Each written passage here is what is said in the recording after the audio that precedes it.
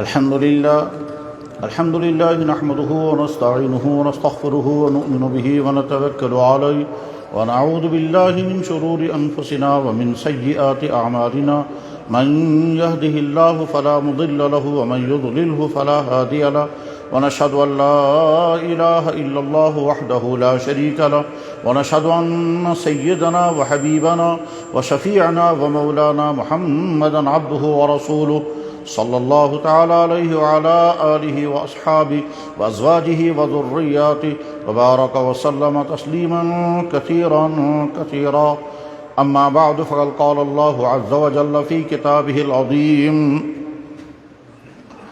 إن الدين عند الله الإسلام وقال الله عز وجل ومن يبتغي غير الإسلام دينا فلن يقبل منه وقال الله عز وجل يا أيها الناس اذكروا نعمة الله عليكم وقال الله عز وجل وما بكم من نعمة فمن الله وقال الله عز وجل يمنون عليك أن أسلموا قل لا تمنوا علي إسلامكم بل الله يمن عليكم أن هداكم للإيمان وقال الله عز وجل إن الله يأمر بالعدل والإحسان وإيتاء ذي القربى وينهى عن الفحشاء والمنكر والبغي وقال الله عز وجل إن الذين يحبون أن تشيع الفاحشة في الذين آمنوا لهم عذاب أليم في الدنيا والآخرة وقال الله عز وجل واتقوا فتنة لا تصيبن الذين ظلموا منكم خاصة وقال الله عز وجل وما كنا مهلك القرى وأهلها مصلحون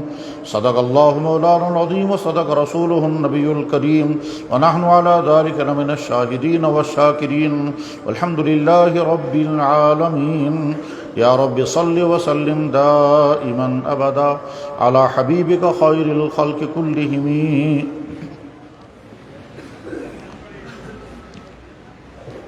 محترم بزرگوں اور دوستو، یہ ایک مدرسے کا جلسہ ہے جس مدرسے کے جلسے میں چند قرآن کریم کے حافظوں کی دستار بندی ہوئی ہے. دنیا میں صرف قرآن ایسی کتاب ہے جو زبانی یاد کی جاتی ہے،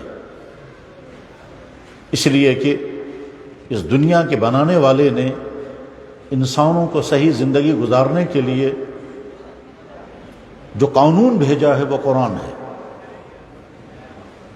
کائنات اور کائنات کے اندر بسنے والے تمام انسانوں کو صحیح راستہ دکھانے کے لیے اس کائنات کے بنانے والے نے نبیوں کو بھی بھیجا اور اس کائنات کے بنانے والے نے کتابیں بھی بھیجی.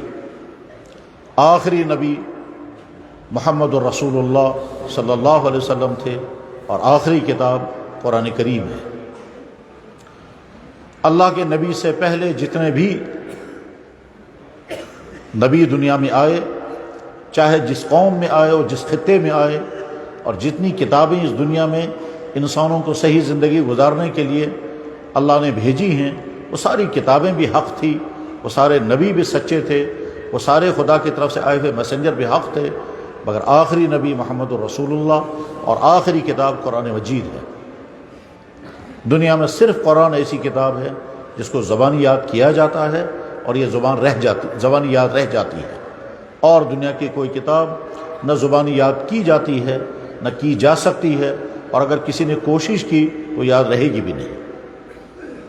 یہ قرآن کریم حفظ کرنے کا سلسلہ مدرسوں میں ہوتا ہے. مدرسے کی تاریخ، مسلمانوں کے مدرسوں کی تاریخ جناب محمد رسول اللہ صلی اللہ علیہ وسلم کی ذات سے چلی ہے. اللہ کے نبی جیسے نبی تھے ویسے ہی اپنے مدرسے کے مدرس بھی تھے. یعنی مسجد نبوی میں آپ نے جو مدرسہ قائم کیا تھا جس میں صحابہ پڑھتے تھے اور محمد رسول اللہ اس مدرسے کے استاد تھے، مدرسوں کی تاریخ وہیں سے شروع ہوتی ہے. صفہ جو مسجد نبوی کا ایک حصہ تھا وہ گیا مدرسہ تھا. تو ایک طرف سے مسجد تھی، ایک طرف سے چھوٹا سا مدرسہ تھا، جس چھوٹے سے مدرسے کا نصاب قرآن کریم اور پڑھانے والے محمد رسول اللہ اور پڑھنے والے وہ تمام حضرات تھے جو بعد میں صحابہ کرام بنے ہیں. بعد میں یہ مدرسوں کی تاریخ جہاں جہاں مسلمان پہنچتے گئے، اسلام پھیلتا گیا، مدارس قائم ہوتے گئے، ہوتے ہوتے اس ہمارے خطے اور ہمارے دور تک مدرسوں کی تاریخ پہنچی ہے. مدرسوں کا مقصد صرف اللہ کا دین پڑھنا اور پڑھانا ہے۔ مدرسوں کا مقصد اس دنیا کو پیدا کرنے والے اللہ کو راضی کرنے اور اس کو خوش کرنے کا طریقہ سیکھنا اور سکھانا ہے۔ مدرسہ در حقیقت پاور ہاؤس ہے۔ مدرسہ در حقیقت لائٹ پھیلانے والا ایسا ادارہ ہوتا ہے جس سے صرف روشنی پھیلتی ہے، جس سے صرف نور پھیلتا ہے، جس سے صرف انسانیت پھیلتی ہے، جیسے اخلاق اور آداب سکھائے جاتے ہیں۔ یہی وجہ ہے کہ مدرسوں کی تاریخ سب سے زیادہ روشن ترین تاریخ ہے۔ ہم انسانی زمانوں کی تاریخ میں جتنی بھی عظیم شخصیات گزری ہیں وہ تمام کے تمام انہی مدارس سے پیدا ہونے والے افراد تھے۔ ہم قدیم تاریخ اگر دیکھیں گے تو صحابہ اور صحابہ کے بعد تابعین اور تابعین کے بعد جو اسلام میں مختلف شعبے آئے ہیں علوم کے، اس میں علم حدیث میں امام بخاری، امام مسلم، امام ابو داؤد، امام ترمذی، امام دارقطنی، امام دارمی، امام بیہقی، امام طبرانی، یہ تمام کے تمام استادوں کے شاگرد اور مدرسوں کی پیداوار تھے۔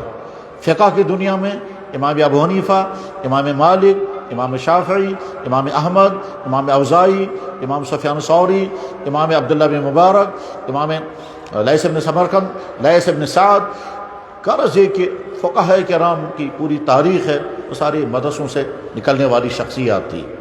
علم تفسیر میں چاہے پھر علامہ قرطبی ہوں، علامہ رازی ہوں، علامہ آلوسی ہوں، علامہ بغوی ہوں یا اور کوئی مفسر ہوں، وہ تمام انہی مدرسوں سے نکلے ہوئے شخصیات ہیں۔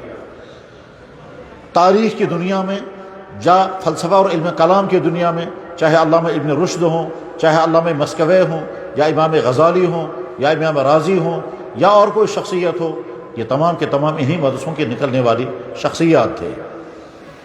اسلامی علوم کی جامع شخصیات جیسے علامہ ابن تیمیہ، علامہ ابن قیم اور اس طرح کی بات کی بے شمار شخصیات انہی مدرسوں سے نکلنے والی ہیں۔ بر صغیر کی تاریخ میں حضرت شاہ ولی اللہ محدث دہلوی رحمہ اللہ تعالی دہلی کے مدرسہ رحیمہ سے پڑھے ہوئے تھے، اور بعد میں انہوں نے مدینہ طیبہ میں جا کر کے علم حدیث پڑھا تھا، اور بعد میں شاہ ولی اللہ رحمہ اللہ تعالیٰ نے دہلی میں مدرسہ قائم کیا، اور اسی مدرسے کا سلسلہ آگے چلا تو علماء دیوبند وجود میں آ گئے۔ چنانچہ حضرت شاہ ولی اللہ محدث دہلوی رحمہ اللہ تعالیٰ کے شاگرد ان کے صاحبزادے شاہ عبدالعزیز تھے۔ شاہ عبدالعزیز سے پھر ان کے شاگردوں نے پڑھا، جس میں شاہ محمد اسحاق تھے۔ شاہ محمد اسحاق سے ان کے شاگردوں نے پڑھا، شاہ عبدالغنی مجددی تھے، اور عبدالغنی مجددی سے پڑھنے والوں میں حضرت مولانا قاسم نانوتوی، حضرت مولانا رشید احمد گنگوہی، پھر آگے حضرت شیخ الہند مولانا محمود حسن، پھر حضرت مولانا محمود حسن سے علامہ انور شاہ، حضرت مولانا حسین مدنی، علامہ شبیر احمد عثمانی، حضرت مفتی کفایت اللہ، اور پھر ہزاروں شخصیات پیدا ہوئی ہیں جنہوں نے بر صغیر میں اسلام کی تاریخ کو ایک روشن عنوان عطا کیا ہے۔ اسلام محفوظ بھی رہا، اسلام کی اشاعت بھی ہوئی، اسلام کی تبیین بھی ہوئی۔ انہوں نے حدیث پر بھی کتابیں لکھی، تفسیر پر بھی کتابیں لکھی، فقہ پر بھی کتابیں لکھی، تاریخ کی کتابیں بھی لکھی، اور اتنا ہی نہیں بلکہ انہی علماء نے جب بر صغیر میں انگریزوں کا قبضہ ہوا تھا تو انہیں علماء نے ان انگریزوں کا مقابلہ کیا، اور جو کچھ ان سے ہو سکتا تھا وہ ہوا، اور بر صغیر کی آزادی کی تاریخ میں ان علماء کا کردار سب سے نمایاں اور سب سے روشن ترین ہے۔ حضرت مولانا شیخ الہند مولانا محمود حسن، مولانا ابوالکلام آزاد، مولانا حسین احمد مدنی، مولانا مفتی کفایت اللہ، مولانا احمد سعید دہلوی، مولانا حفظ الرحمن سیہاروی، مولانا مظہر علی اظہر، اور مولانا عطا اللہ شاہ بخاری، اور اس طرح کی بے شمار شخصیات ہیں جنہوں نے قربانیاں دی ہیں، اور ان قربانیوں کے نتیجے میں اگلی نئی تاریخ روشن ہوئی ہے۔ انہی علماء کے طفیل سے خطوں میں جہاں جہالت کی گھٹا ٹوپ اندھیریاں تھیں، انہی علماء کے ذریعے سے وہاں اسلام کا اور تعلیم کا نور پھیلا ہے۔ مدارس در حقیقت اسی طرح کے علماء پیدا کرنے والے کے ادارے ہیں۔ مدارس کی تاریخ بالکل روشن تاریخ ہے۔ مدارس کا مشن بھی واضح ہے، ان کی تاریخ بھی روشن ہے، ان کا مقصد بالکل واضح ہے۔ مفکر اسلام حضرت مولانا سید حسین ابوالحسن علی ندوی رحمہ اللہ تعالیٰ نے دارالعلوم دیوبند میں تقریر کرتے ہوئے فرمایا تھا کہ مدارس آدم گری اور آدم سازی کا کارخانہ ہوا کرتا ہے۔ وہ خود مولانا ابو سید ابوالحسن علی ندوی رحمہ اللہ تعالیٰ دارالعلوم ندوۃ العلماء لکھنؤ کے پیداوار تھے، یہ وہی ندوۃ لکھنؤ ہے جہاں پیدا ہوئے تھے علامہ سلیمان ندوی جیسی عظیم شان شخصیت، جن کے متعلق علامہ اقبال نے کہا تھا کہ علوم دینیہ کے جوئے شیر کا فرہاد سید سلیمان ندوی کے علاوہ کون ہو سکتا ہے۔ تو مدارس کی تاریخ انتہائی روشن تاریخ ہے۔ مدارس کا مقصود علماء پیدا کرنا، حفاظ پیدا کرنا۔ مدارس کا مقصود ایسے افراد مہیا کرنا ہے جو افراد معاشرے کے لیے خیر ہی خیر کا ذریعہ بنے، جو افراد معاشرے میں خیر پھیلانے والے ہوں، جن افراد کے ذریعے سے برائیاں مٹیں، جن افراد کے ذریعے سے بگڑے ہوئے انسان صحیح راستے پر آئیں، جن افراد کے ذریعے سے سوسائٹی میں پھیلنے والی خرابیوں کا سدباب ہو، یہی مدارس کا مقصد ہے۔ حضرات، مدارس کا مالی نظام بالکل واضح اور شفاف ہے۔ مدارس کا یہ سلسلہ کیا ہے کہ مسلمان عوام سے انہی کے چندے لے کر، انہی کے بچے لے کر اور انہی کی تعاون سے انہی کے بچوں کو کھلائیں گے اور پلائیں گے، اور کھلا کر کے پڑھ کر کے اور اس کے بعد پھر تیار کریں گے، اور یہی بعد میں یہ بچے بعد میں واپس مسلمان سوسائٹی میں پہنچیں گے، اور ان سوسائٹی میں جا کر کے خرابیاں جتنی سوسائٹی میں ہوا کرتی ہیں ان سوسائٹیوں کا سدباب کریں گے۔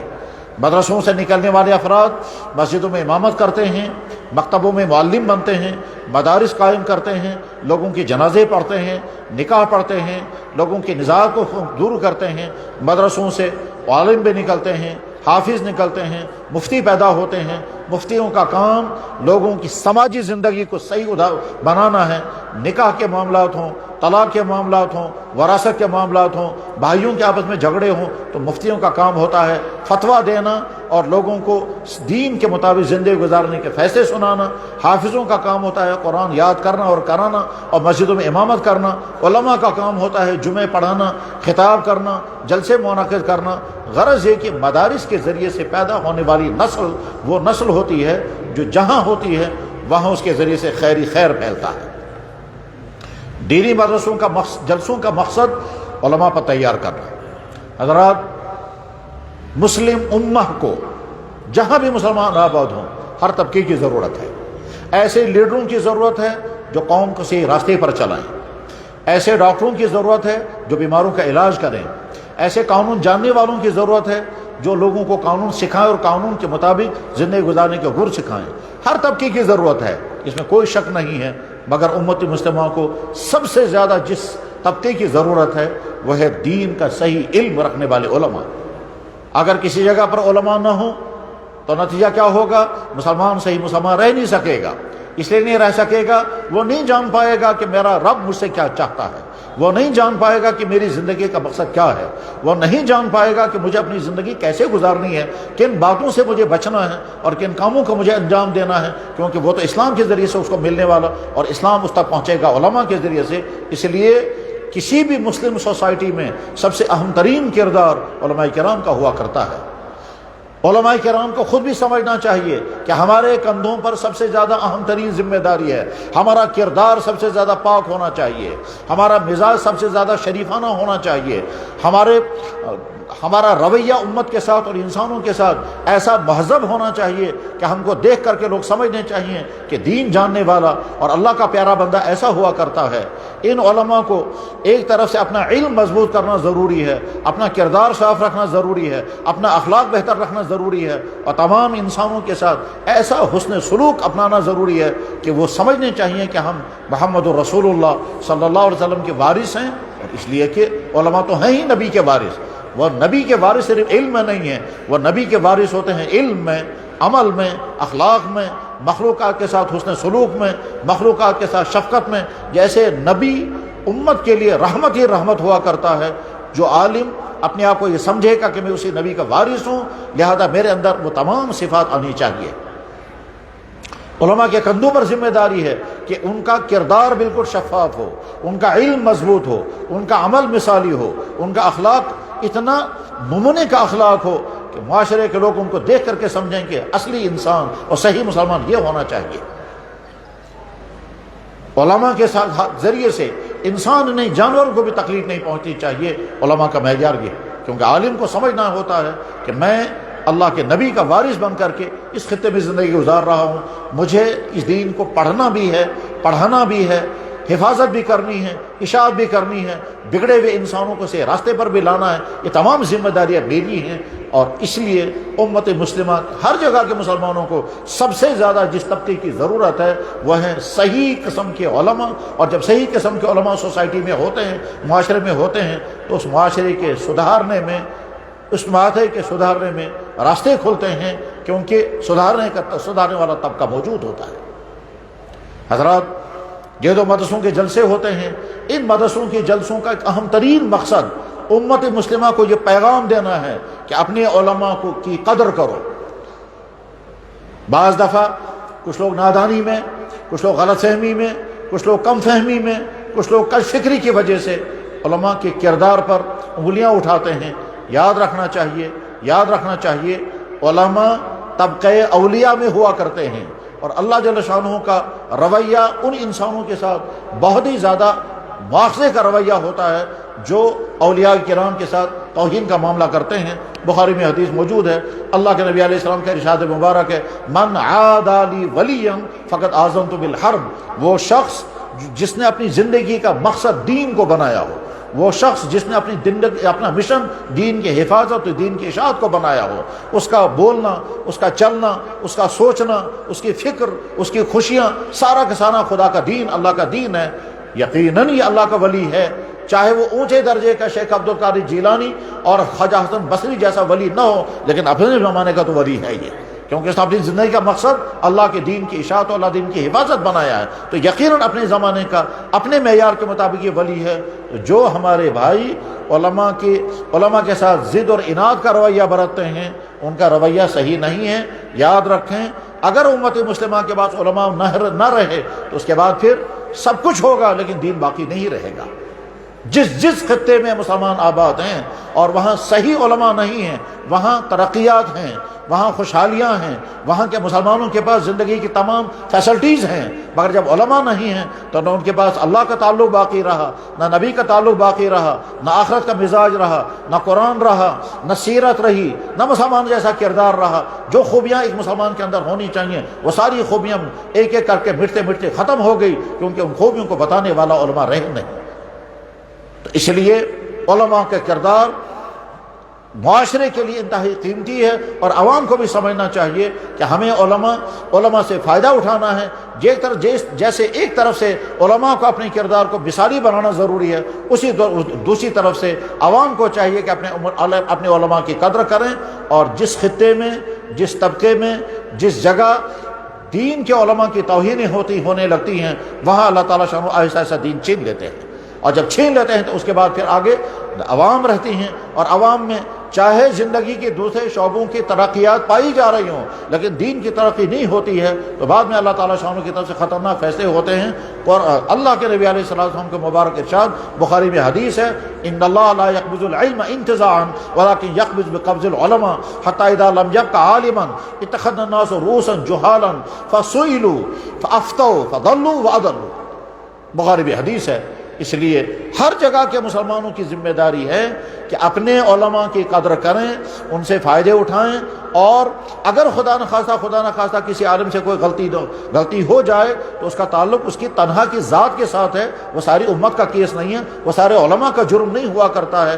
کمیاں ہر طبقے میں ہیں، خامیاں ہر طبقے میں ہیں. آج کے دور میں اگر ہم غزالی اور ابن تیمیہ کو ڈھونڈنا چاہیں، آج کے دور میں اگر ہم میٹر لگائیں گے کہ امام ہونا چاہیے امام ابو حنیفہ جیسا، اور محدث ہونا چاہیے بخاری اور مسلم جیسا، اور مفکر ہونا چاہیے غزالی اور رازی جیسا، وہ نہیں ہو سکتا ہے. آج کا دور ہے. آج کے دور میں ہمارے جیسے یہ علماء ہیں، انہی علماء سے ہمیں فائدہ اٹھانا ہے اور انہی علماء کی قدر کرنی ہے. اور اگر یہ بھی نہ رہے اور انہوں نے بھی اپنا کام چھوڑ دیا اور ان کا بھی سلسلہ منقطع ہو گیا، تو اس کے بعد پھر وہی حال ہوگا جو ان خطوں میں ہوا جہاں مسلمان تو آباد ہیں مگر کوئی کلمہ پڑھانے والا بھی نہیں ہے.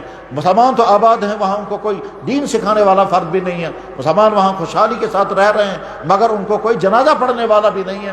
چنانچہ اس وقت بھی دنیا میں بہت سارے خطے ایسے ہیں جہاں مسلمان آباد اور بہت خوشحالی کے ساتھ آباد ہیں، مگر وہاں ان کو دین کا چھوٹا سا مسئلہ بتانے والا کوئی نہیں ہے، حتیٰ کہ وضو کے مسئلہ سکھانے والے کوئی نہیں ہے، کیونکہ علماء ان کے پاس نہیں ہے۔ حضرات، دین کے ان مدارس میں یہ جو جلسے ہوا کرتے ہیں، ان جلسوں کا دوسرا اہم ترین مقصد ہوتا ہے کہ ہم مسلمانوں کو جمع کریں گے، جس خطے میں جلسہ ہوتا ہے وہاں کے امت کو لائیں گے اور ادھر سے علماء کو دعوت دیں گے۔ یہ علماء امت کو دین سکھائیں گے، اللہ کا پیغام بتائیں گے، اللہ کیا چاہتے ہیں، آپ زندگی کیسے گزاریں، وہ پیغام سنائیں گے۔ اس مقصد کے لیے بھی یہ جلسے منعقد کیے جاتے ہیں۔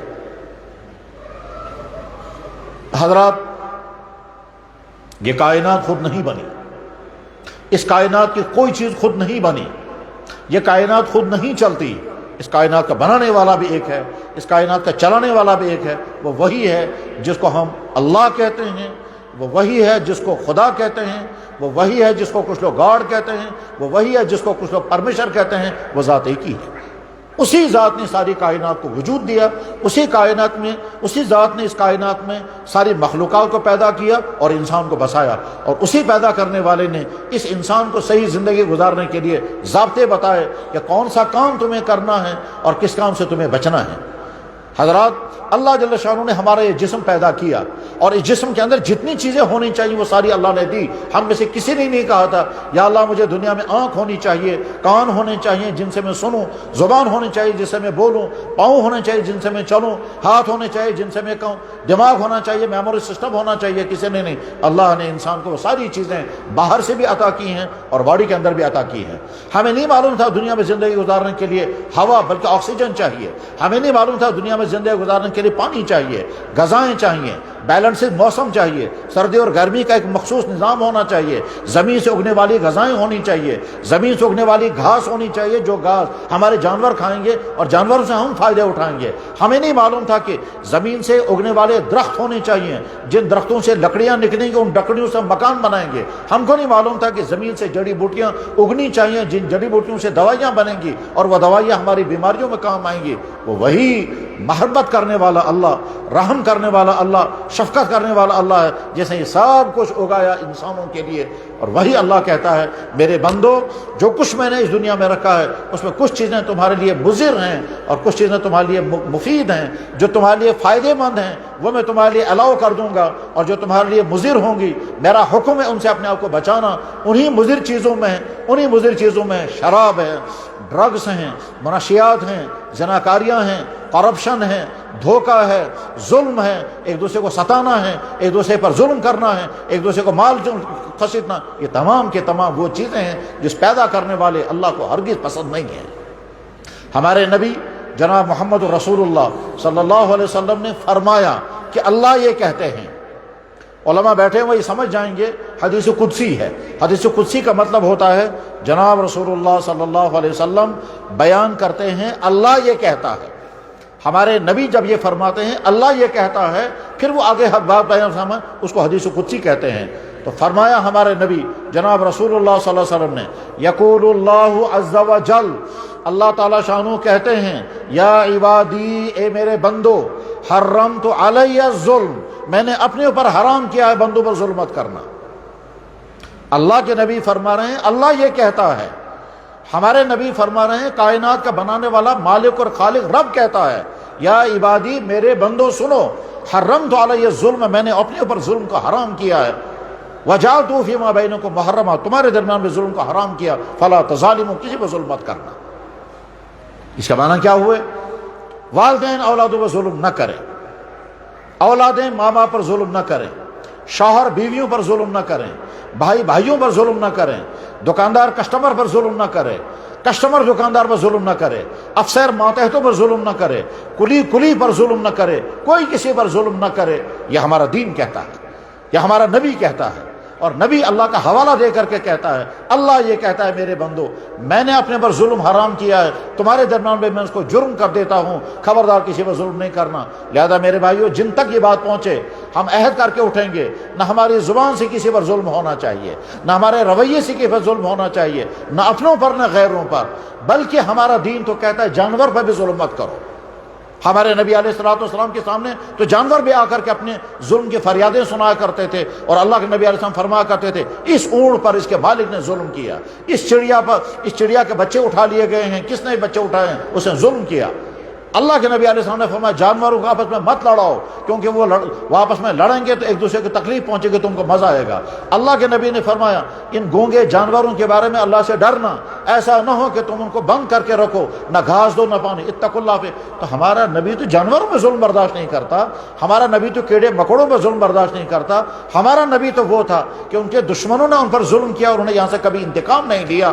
وہی میسیج ایمان والوں کے لیے ہے کہ ایمان والو، تمہارے زبان سے کسی پر ظلم نہ ہو، تمہارے رویوں سے پر ظلم نہ ہو، تم کرسی پر بیٹھے ہو تو اس کرسی کو ظلم کا ذریعہ مت بناؤ، تمہارے ہاتھ میں اگر پاور آ گیا تو اس پاور کو ظلم کا ذریعہ مت بناؤ، تم اگر اپر ہینڈ رکھتے ہو تو ماتحت والوں پر ظلم مت کرو، افسر ماتحت پر ظلم نہ کرے، کلیگ پر ظلم نہ کرے، ڈاکٹر پیشنٹ پر ظلم نہ کرے، ٹیچر اسٹوڈنٹس پر ظلم نہ کرے، کوئی کسی پر ظلم نہ کرے۔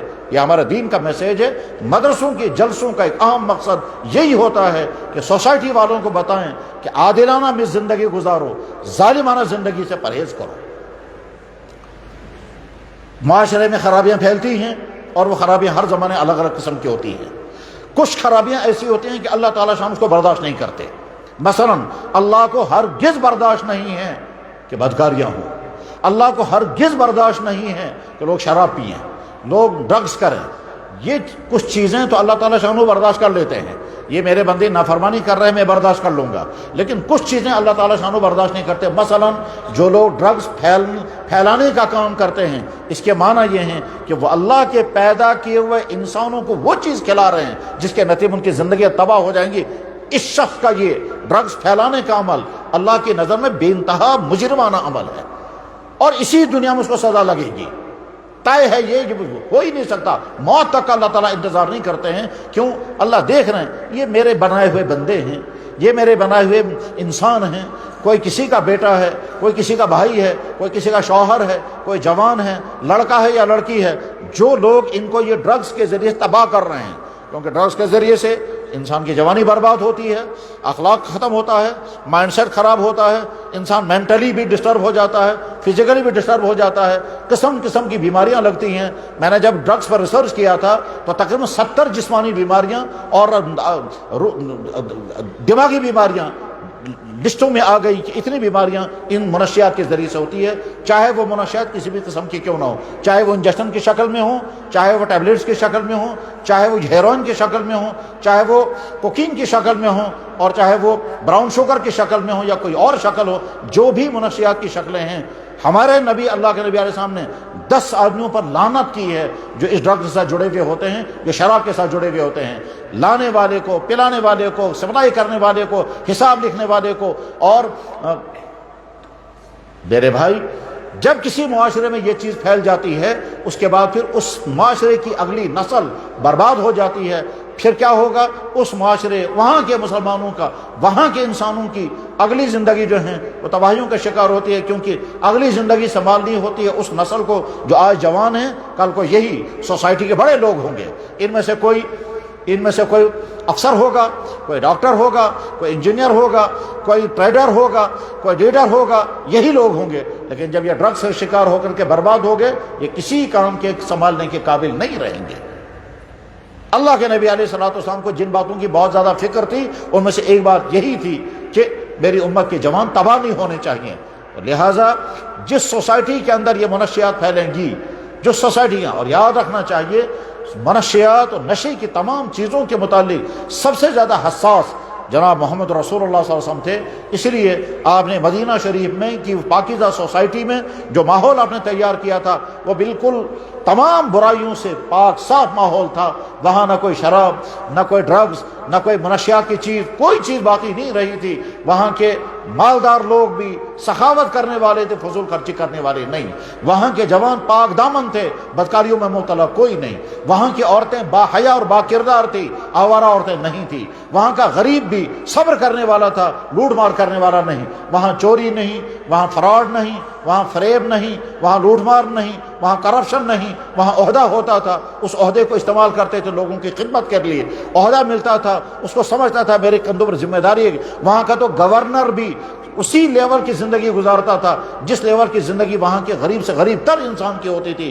معاذ بن جبل کو یمن کا گورنر بنایا گیا۔ معاذ بن جبل ایک ہفتے تک زکوٰۃ جمع کرتے تھے اور ایک دانہ بھی خود نہیں کھاتے تھے، اور اگلے ہفتے غریبوں میں تقسیم کرتے تھے، اور شام کو آ کر کے وہی جو کی خشک روٹیاں ٹھنڈے پانی کے ساتھ چبایا کرتے تھے۔ یہ گورنر کا حال تھا۔ معاذ بن جبل گورنر بنائے گئے تھے یمن کے۔ خود فاروق اعظم حضرت عمر بن خطاب رضی اللہ عنہ امیر المومنین ہیں، وہ رات کو بیٹھ کر کے حساب لکھ رہے ہیں، اور بیت المال کا خزانے عمرہ کا چراغ جل رہا ہے۔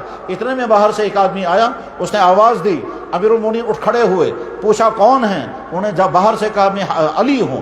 امیر المومنین رضی اللہ عنہ اندر بلایا، اور اندر بلانے کے بعد پھر بٹھایا، پوچھا اپنے ذاتی کام کے لیے آئے ہو یا پبلک کے کام کے لیے آئے ہو؟ تو حضرت علی نے کہا میں تو اپنے ذاتی کام کے لیے آیا ہوں۔ امیر المومنین نے چراغ فوراً بجھا دیا، فرمایا یہ بیت المال کا، یہ قومی خزانے کا چراغ جل رہا تھا، تم ذاتی کام کے لیے آئے ہو، میں قومی خزانے کا چراغ تمہارے ذاتی کام کے لیے نہیں جلا سکتا ہوں۔ حضرت علی نے کہا تو اپنا چراغ جلائیے، تو امیر المومنین نے کہا کہ میرا اپنا چراغ ہے ہی نہیں۔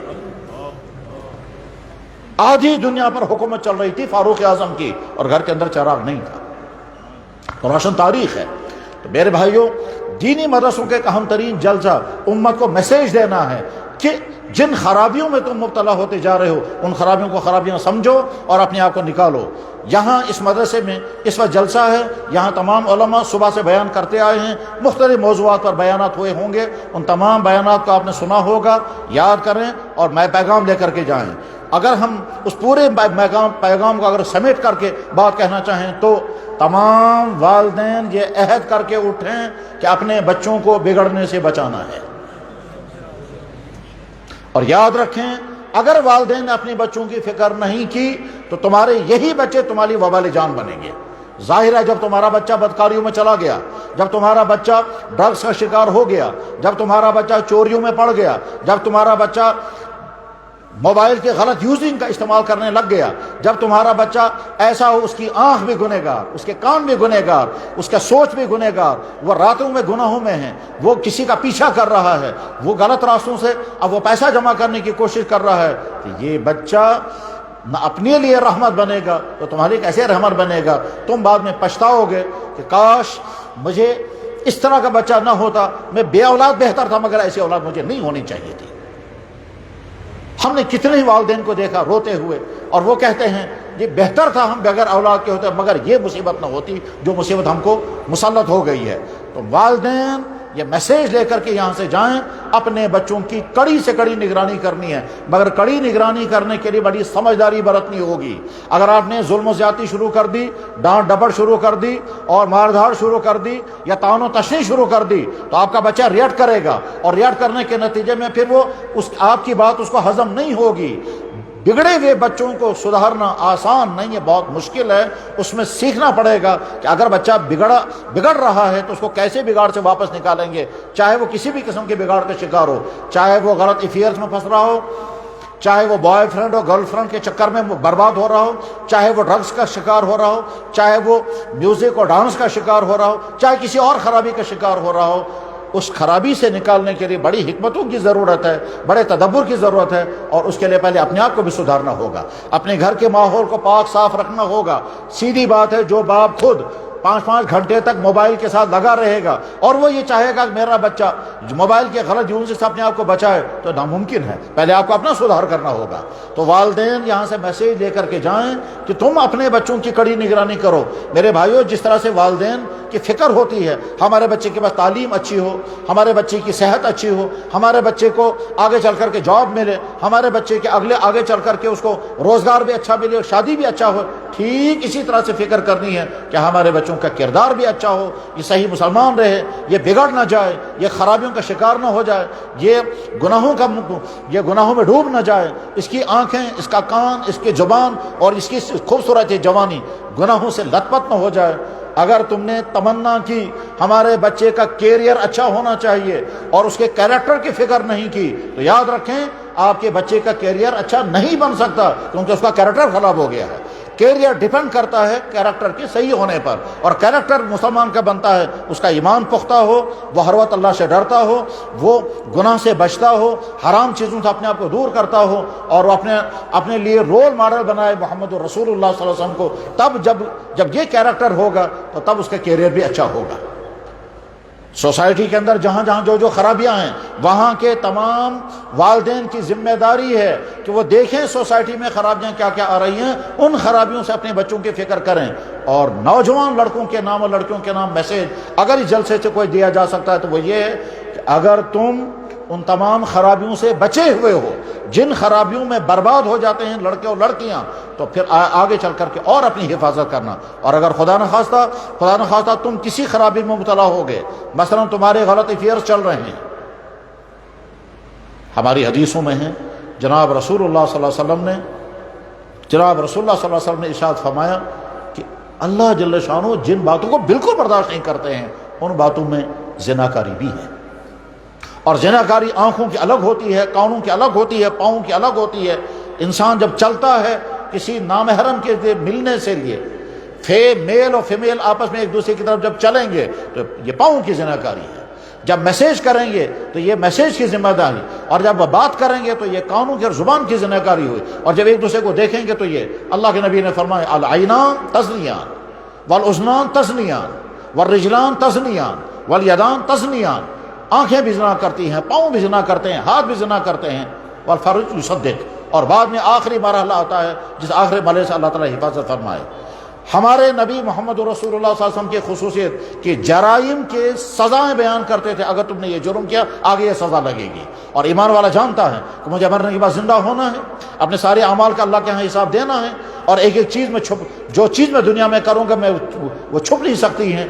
تو چونکہ مجھے اللہ کا حساب دینا ہے اور حساب میں مجھے سزا بھی لگ جائے گی، اس لیے اللہ کے نبی علیہ الصلوۃ والسلام ہر جرم کی سزا بیان کرتے تھے. چنانچہ زنا کاروں کے لیے جو سزا اللہ کے نبی نے بیان فرمائی وہ یہ بیان فرمائی کہ جہنم میں ایک گڑھا ایسا ہوگا جس گڑھے میں صرف زنا کاروں کو ڈالا جائے گا. اس گڑھے میں زنا کاروں کی حالت یہ ہوگی کہ ان کے پرائیویٹ پارٹ سے، ان کے شرمگاہوں سے ایسی بدبو نکلے گی کہ جہنم کے لوگ کہیں گے آگ کی تکلیف اتنی خطرناک نہیں ہے جتنی ان کی بدبو خطرناک ہے.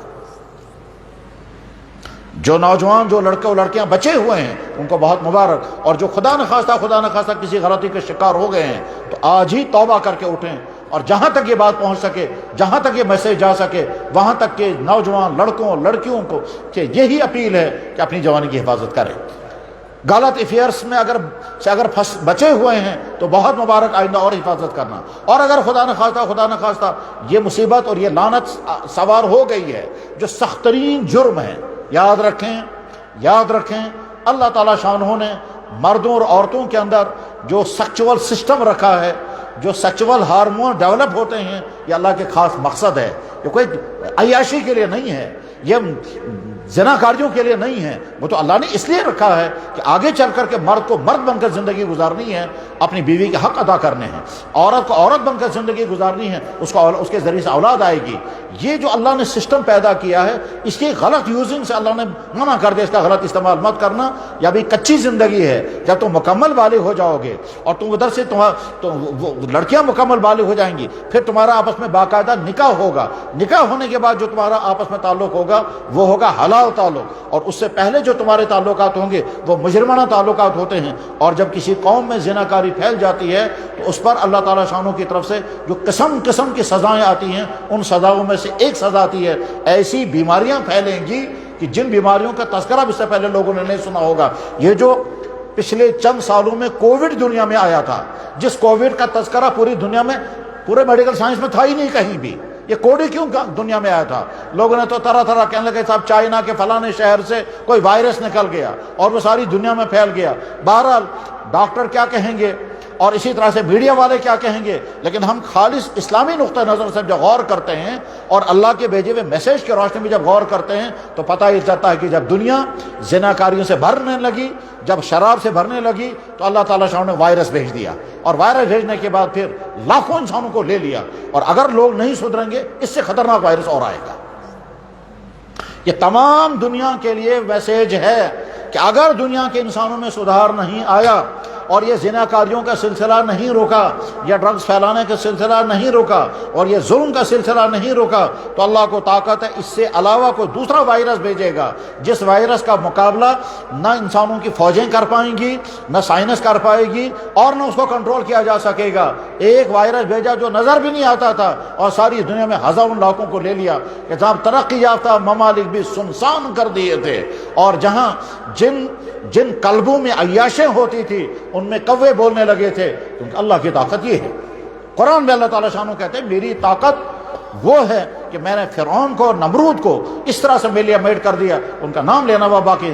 ایک طرف سے اللہ بہت رحیم ہے، بہت ہی زیادہ رحیم ہے، اور دوسری طرف سے اللہ بے انتہا طاقتور ہے۔ رحیم ہونے کی علامت یہ ہے، اور شفیق ہونے کی علامت یہ ہے کہ ہم جب غور کرتے ہیں اپنے متعلق، اور ہر آدمی غور کر سکتا ہے اپنے متعلق، کہ ہم نے آج تک اپنی آنکھوں کا غلط استعمال کتنا کیا ہوگا کوئی شمار نہیں کر سکے گا، ہم اپنی زبان کا غلط استعمال کتنا کیا ہوگا کوئی شمار نہیں کر سکے گا، ہم نے کمانے میں کتنی غلطیاں کی ہوں گی کوئی آدمی شمار نہیں کر سکے گا۔ یعنی بالغ ہونے سے لے کر کے آج تک ہم میں سے کس شخص نے کتنے اللہ کو ناراض کرنے والے کام کیے ہوں گے کوئی شمار نہیں کر سکے گا، لیکن اللہ نے کبھی ہمارے خلاف ایکشن نہیں لیا۔ فرمایا جناب رسول اکرم، ہمارے نبی نے فرمایا صلی اللہ علیہ وسلم، ما احد اصبر من اللہ، اللہ سے زیادہ برداشت کوئی نہیں کرتا۔ وہ دیکھتا ہے میرے بندے وہ سارے کام کر رہے ہیں جن سے میں ناراض ہوں، میرے بندے میرے بندوں پر ظلم کرتے ہیں، میرے بندے میرے بندوں کو غلط چیزیں کھلا رہے ہیں، میرے بندے میری بندیوں کی عصمتوں کے ساتھ کھیل رہے ہیں، میری پیدا کی ہوئی عورتیں میرے پیدا کیے ہوئے بندوں کو غلط راستے کی طرف کھینچ رہی ہیں، یہ سارا اللہ دیکھتے ہیں، لیکن فوراً سزا نہیں دیکھتے ہیں، کیونکہ اللہ ہے، اللہ ارحم الراحمین ہے۔ قرآن میں اللہ تعالیٰ فرماتے ہیں، کتب ربکم، تمہارے رب نے لکھ رکھا ہے اپنے متعلق، الرحمہ، اپنے بندوں پر رحم کرنا، کتب ربکم توہن خدائن لکم، تمہارے رب نے لکھ کے رکھا ہے اپنے اوپر کہ رحم کرنا بندوں پر، اگر یہ غلطی کریں فوراً سزا نہیں دینا، اس لیے میں رحم کرتا ہوں۔ لیکن جیسے اللہ تعالیٰ رحیم ہے ویسے اللہ تعالیٰ جب سزا دینے پر آتے ہیں تو تگنی کا ناش نچاتے ہیں، پھر قوموں کو جب چاہیں برباد کرتے ہیں، ملکوں کو جب چاہیں تباہ کر دیتے ہیں، پھر کبھی سیلاب، کبھی برف، کبھی زلزلے، کبھی کچھ اور کبھی کچھ، کبھی کسی مخلوق کو استعمال کرتے ہیں ان ظالموں کو مٹانے کے لیے، اور کبھی کسی مخلوق کو استعمال کرتے ہیں بگڑے ہوئے انسانوں کو تباہ کرنے کے لیے۔ مخلوقات ساری اللہ کی مخلوقات ہیں۔ پانی سے انسان سیراب ہوتے ہیں، اسی پانی کو اللہ سیلاب بنا دیتے ہیں تو بربادیاں آتی ہیں۔ ہوا سے لوگ زندہ ہیں، اسی ہوا کو اللہ تعالیٰ طوفان بنا دیتے ہیں تو قومیں تباہ ہوتی ہیں۔ اور زمین کے اندر خزانے ہیں، ان خزانوں سے انسان زندگی گزارتے ہیں، اسی زمین کے اندر یہ زمین ہلا دی جاتی ہے، زلزلے آتے ہیں تو قومیں دس جاتی ہیں۔ یہاں کشمیر میں بڑی مشہور جھیل ہے جس کو کہتے ہیں جھیل ولر، ہم نے تاریخ میں پڑھا تقریباً 4-5 ہزار سال پہلے وہ جھیل ولر ایک شہر تھا، جس شہر کا نام سدھ مت نگر تھا۔ اس شہر کے اندر ہر قسم کے جرائم ہونے لگے، بدکاریاں، لوٹ مار، حکمران ظلم کرتے تھے، مال والے دوسروں سے چھینتے تھے، جس کے بعد پاور ہوتا تھا وہ دوسروں نوجوان لڑکیوں کا گھروں سے اٹھا کے لے جاتے تھے۔ اب بدکاریاں عام ہو گئی تھی، غلط چیزیں کھانے پینے کا، یعنی تمام قسم کے برائیاں اس شہر میں پھیل گئی تھی۔ اور اس کے بعد اچانک وہاں زلزلہ آیا، زمین پھٹی، وہ سارا شہر دھس گیا اور نیچے سے پانی نکلا، اسی کا نام آج جھیل ولر ہے۔ کشمیر کی تاریخ میں لکھا ہوا ہے۔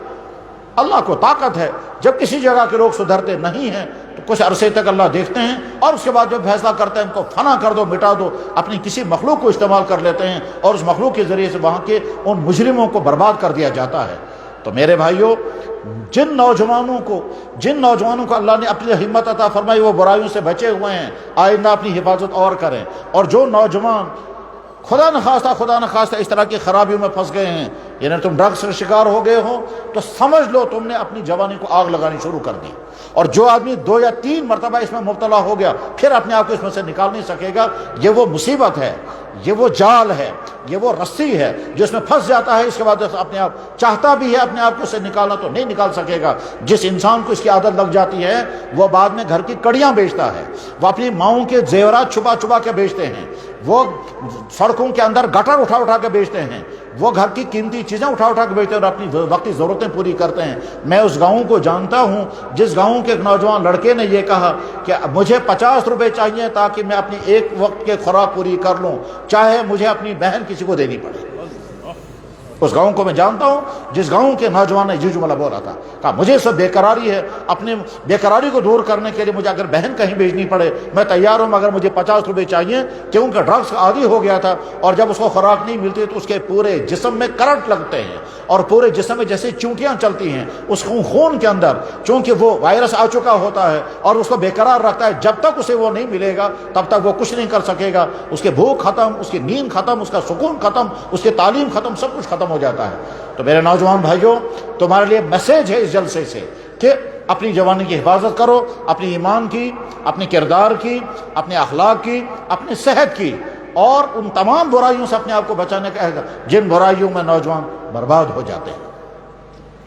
حضرات، اللہ نے ہم کو ایمان کی دولت عطا کی ہے۔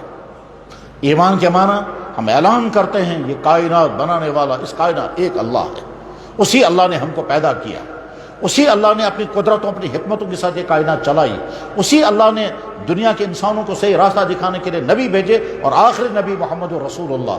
ہم اللہ کو اپنا اللہ مانتے ہیں، محمد رسول اللہ کو نبی مانتے ہیں، ہم اللہ کے بندے ہیں اور اپنے نبی کے امتی ہیں۔ ہمارا کردار سب سے زیادہ اچھا ہونا چاہیے۔ کردار اچھا ہونے کا مطلب ہمارے اخلاق سب سے زیادہ اچھے، ہم کسی پر ظلم کرنے والے نہ ہوں۔ دکاندار اپنی بزنس میں ایسا بزنس نہ کرے جس سے کسٹمروں پر ظلم ہو۔ دفتر والا اپنے دفتر کی کرسی پر بیٹھ کر وہ غلطی نہ کرے جس سے عوام پر ظلم ہو۔ سکول میں پڑھانے والا ٹیچر اس طرح سے نہ رہے کہ بچوں کا حق کی حلقہ ہو۔ ہسپتال میں علاج کرنے والا ڈاکٹر رحمت بنے، نہ کہ لوٹ مار کرنے والا۔ ہم ڈاکٹروں کا یہ کردار بھی دیکھتے ہیں، ڈاکٹروں کا وہ کردار بھی دیکھتے ہیں۔ وہ ڈاکٹر بھی ہوتا ہے جس کی ساری نظر ہوتی ہے مجھے پیسہ ملنا چاہیے، چاہے پیشنٹ ٹھیک ہو یا مر جائے، اور وہ ڈاکٹر بھی ہوتا ہے جس کا کنسرن ہوتا ہے، جس کا ایم ہوتا ہے میرا پیشنٹ ٹھیک ہو جانا چاہیے، چاہے مجھے پیسہ ملے نہ ملے۔ یہ کردار بھی اور یہ کردار بھی ہے۔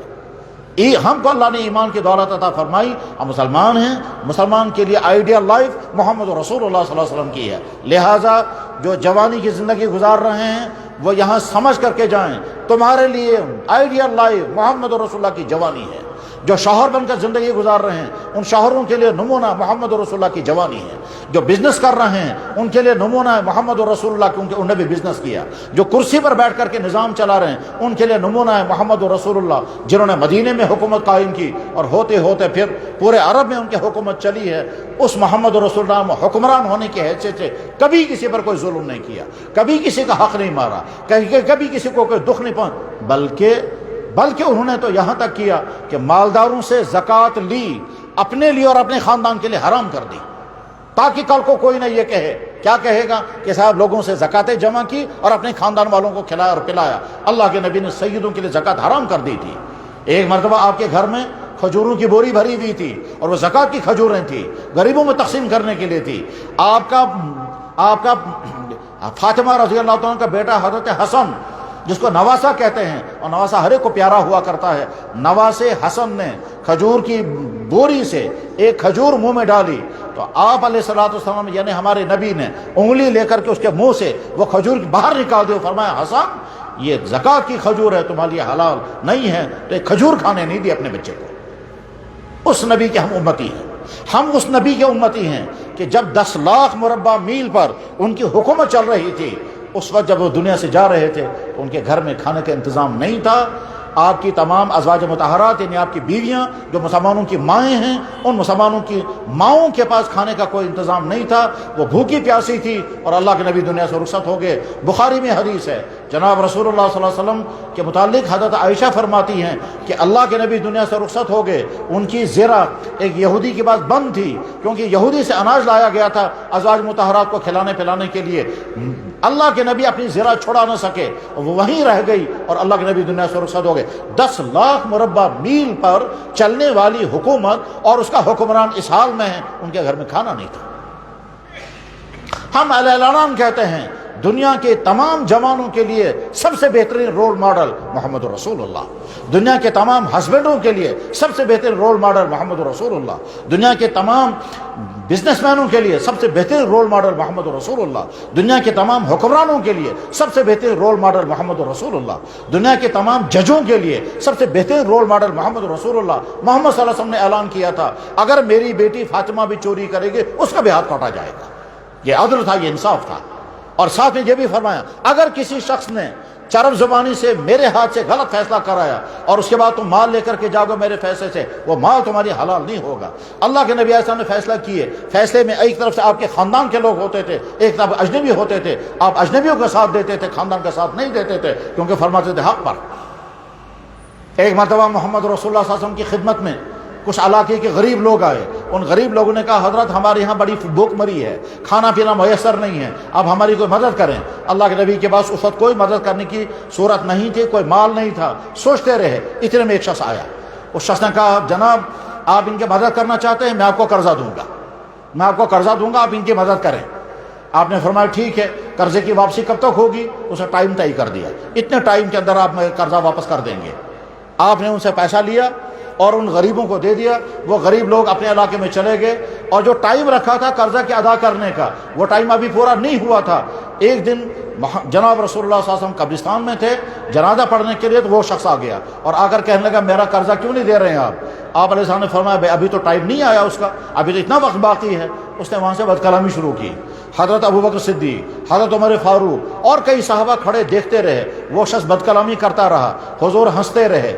وہ ساتھ میں کہنے لگا مجھے معلوم ہے تمہارا خاندان ہی لٹیروں کا خاندان ہے، مجھے معلوم ہے تمہارا باپ اور تمہارا دادا بھی یہ پیسہ لوگوں کا کھایا کرتا۔ وہ جان بوجھ کر کے اشتعال دے رہا تھا۔ حضور نبی علیہ السلام ہنستے رہے۔ حضرت عمر فاروق رضی اللہ عنہ کو جلال آ گیا اور فرمایا او کمبخت انسان، ابھی تو قرضہ وصول کرنے کا ٹائم آیا نہیں اور تو یہ بد کلامی کر رہا ہے۔ تو جناب رسول اللہ صلی اللہ علیہ وسلم حضرت عمر کو ڈانٹ کر فرمایا عمر تم اس کو کیوں ڈانٹتے ہو؟ تم مجھے کہو کہ آپ قرضے ادا کریں، آپ تمہیں اسے ڈانٹ رہے ہو؟ کہنے لگا حضرت یہ بد کلامی کر رہا ہے اور ایسی بری باتیں کہہ رہا ہے آپ کے متعلق، ہم سے برداشت نہیں ہو سکتی۔ تو جناب رسول اللہ صلی اللہ علیہ وسلم نے ہنستے ہوئے فرمایا تم مجھے نصیحت کرو قرضہ ادا کرنے کی، اس کو مت ڈانٹو، اس کا حق ہے مجھے کہنے کا، کیونکہ اس کا پیسہ میرے ذمے ہے۔ حضرت عمر نے عرض کیا یا رسول اللہ وہ پیسہ تو ادا کرنے کا وقت ابھی آیا نہیں اور یہ وقت سے پہلے مطالبہ کر رہا ہے، اور مطالبہ کرنے میں بھی اس نے بد کلامی اور گالیاں دینی شروع کی، ہم سے برداشت نہیں ہوگا۔ جناب رسول اللہ صلی اللہ علیہ وسلم نے حضرت عمر سے فرمایا اگر تمہیں اتنا ہی درد ہے تو قرضہ ادا کر دو۔ انہوں نے کہا حضرت ٹھیک ہے میں قرضہ ادا کروں گا۔ حضور نبی علیہ السلام نے فرمایا عمر تم نے چونکہ اس کو ڈانٹا ہے، اس ڈانٹنے کی وجہ سے مزید اتنا اور دے دو۔ حضرت عمر نے کہا ٹھیک ہے میں مزید دے دوں گا۔ چنانچہ حضرت عمر رضی اللہ عنہ چلے گئے، قرضہ بھی دیا اور مزید دیا۔ وہ شخص واپس آیا اور واپس آ کر کہنے لگا محمد مجھے نہ قرضہ لینا تھا نہ مجھے قرضہ دینا تھا، مجھے تو چیک کرنا تھا کہ تمہارا اخلاق کیسا ہے، مجھے یہ چیک کرنا تھا تمہارا اخلاق کیسا ہے۔ میں نے یہ پڑھا تھا تورات، کیوں یہودی تھا، وہ یہودی تھا، صولہ اس کا نام تھا۔ یہ علماء بیٹھے ہوئے ہیں اسماء الرجال کی کتابیں میں صولہ کا نام نکالیں اور وہاں اسماء طبرانی میں یہ واقعہ پورا موجود ہے، اس غالباً بیہقی میں یہ واقعہ موجود ہے۔ صولہ نام کا یہودی یہ چیک کرنے کے لیے آیا ہے کہ میں اشتعال دلاؤں گا، بد کلامی کروں گا، برا بلا کہوں گا اور ایسے جملے بولوں گا کہ وہ پروک ہو جائیں گے یا غصے میں آ جائیں گے، میں دیکھتا ہوں ان کی زبان سے بد کلامی ہوگی یا نہیں۔ اسی غرض کے لیے سارا کھیل اس نے کھیلا تھا اور اسی غرض کے لیے اس نے یہیں سے یہ قرضہ دیا تھا۔ چنانچہ اس کے بعد پھر اس نے کہا محمد میں سمجھ گیا تم سے زیادہ نرم مزاج کوئی نہیں، میں نے بد کلامی کرنے کی حد کر دی تاکہ آپ غصے میں آ جائیں، مگر آپ غصے میں نہیں آئے، الٹا اپنے ساتھی کو ڈانٹا اور مجھ سے زیادہ مجھے نہ قرضہ چاہیے نہ کچھ چاہیے، میں تو مسلمان ہونے کے لیے یہی واقعہ دیکھنا چاہتا تھا، اگر تم نرم مزاج ہو تو میں مسلمان بن جاؤں گا۔ چنانچہ اسی پر صولہ مسلمان ہو گیا اور اس کے بعد پھر صحابہ کے نام شامل ہو گئے۔ تو ہم جس نبی کے ماننے والے ہیں اس نبی صلی اللہ علیہ وسلم کا اخلاق اور رویہ ایسا تھا، سبحان اللہ سبحان اللہ۔ جب اللہ کے نبی دنیا سے رخصت ہونے والے تھے اور موت کا وقت بالکل قریب تھا، 2 یا 3 دن باقی تھے اور مسجد میں اللہ کے نبی نماز کے لیے نہیں آ پاتے تھے، اس وقت آپ علیہ الصلوۃ والسلام بڑی مشکل سے ایک دن ازواج مطہرہ سے کہا کہ مجھے غسل کراؤ، آج کے زبان میں اس غرض کے لیے تاکہ فریش ہو جائیں۔ چنانچہ آپ علیہ الصلوۃ والسلام نے غسل کیا، کرایا گیا، اس کے بعد پھر آپ مسجد تشریف لائے، بڑی مشکل سے ایک ہاتھ ایک صحابی کے کندھے پر، دوسرا ہاتھ دوسرے صحابی کے کندھے پر، ایک طرف سے حضرت عباس آپ کے چچا، دوسری طرف سے حضرت علی آپ کے چچیرے بھائی اور آپ کے داماد، ان دونوں پر ہاتھ رکھ کر کے آپ مسجد میں آئے اور ممبر پر بیٹھ گئے اور ممبر پر بیٹھ کر فرمایا اگر کسی کا میرے ذمہ کوئی حق ہو تو آج ہی وصول کرو، اگر کسی کا مالی حق میرے ذمے ہے تو آج ہی وصول کر لو، اگر میں نے کسی پر کوئی ظلم زیادتی کیا ہو تو آج ہی بدلہ لے لو۔ چنانچہ ایک صحابی کھڑے ہو گئے، انہوں نے کہا حضرت میرے آپ کے ذمہ 3 درہم باقی ہیں جو آپ نے نہیں دیے ہیں۔ آپ نے پوچھا کب کیا اور کیسے؟ اس نے جواب میں کہا فلاں موقع پر اسی طرح سے آپ کے ذمہ میرے 3 درہم باقی رہ گئے ہیں۔ اللہ کے نبی علیہ السلام نے فرمایا بالکل صحیح، مجھے یاد آ گیا۔ اس کے بعد فرمایا حضرت عباس کے بیٹے قسم کو، حضرت عباس ہمارے نبی کے چچا تھے، حضرت عباس کے بیٹے قسم سے کہا قسم ان کا 3 درہم میرے ذمہ باقی ہے، وہ تم ادا کر دینا۔ قسم نے کہا حضرت میں ادا کر دوں گا۔ اس کے بعد فرمایا اگر میرے ہاتھ سے کسی پر کوئی جسمانی ظلم ہوا ہو تو آج ہی بدلہ لے لو۔ ایک صحابی کھڑے ہو گئے، انہوں نے کہا یا رسول اللہ آپ نے ایک مرتبہ ڈنڈا مارا تھا میری پیٹھ پر جب آپ صف ٹھیک کر رہے تھے، اس صف ٹھیک کرتے ہوئے ڈنڈے سے آپ نے مجھے پیٹھ پر مار کر کہا تھا پیچھے ہٹ جاؤ، تو آپ نے وہ جو ڈنڈا مجھے مارا تھا اس کا مجھے بدلہ چاہیے، آپ نے کیوں مارا تھا مجھے؟ تو اللہ کے نبی علیہ السلام تیار ہو گئے، کہنے لگا بہت اچھا، میرے ہاتھ سے تم کو ڈنڈا لگا ہے، تم اس کا بدلہ لینا چاہتے ہو، میں بدلہ دینے کے لیے تیار ہوں۔ مسجد میں موجود تمام دوسرے صحابہ کرام حیران ہیں، کیا یہ آدمی واقعی بدلہ لینے کے لیے کھڑا ہو؟ کیا واقعی بدلہ لے گا؟ چنانچہ وہ صاحب آگے اس نے آگے آ کر کہا کہ حضرت جب آپ نے مجھے ڈنڈا مارا تھا اس وقت میری پیٹ پر کوئی کپڑا نہیں تھا، اور اگر میں اسی حال میں آپ کو ڈنڈا ماروں گا تو آپ کے پیٹ پر کپڑا ہے، بدلہ برابر نہیں ہوگا، لہذا آپ کپڑا اٹھائیے۔ چنانچہ اللہ کے نبی ہم کھڑے ہو گئے، اپنے مبارک پیٹ سے کپڑا اوپر اٹھایا، کپڑا اوپر اٹھانے کے بعد پھر وہ آگے آیا، تمام صحابہ آنکھیں پھاڑ پھاڑ کر دیکھ رہے تھے، کیا واقعی یہ ڈنڈا مارنے کے لیے آگے بڑھ رہا ہے؟ کیونکہ وہ جانتے تھے ہم اپنے نبی پر کیسے فدا ہوتے ہیں۔ وہ تو صحابہ وہ تھے کہ نبی اگر تھوک زمین پر ڈالتے تھے وہ تھوک اٹھا کر اپنے جسم میں ملتے تھے، بخاری میں حدیث موجود ہے۔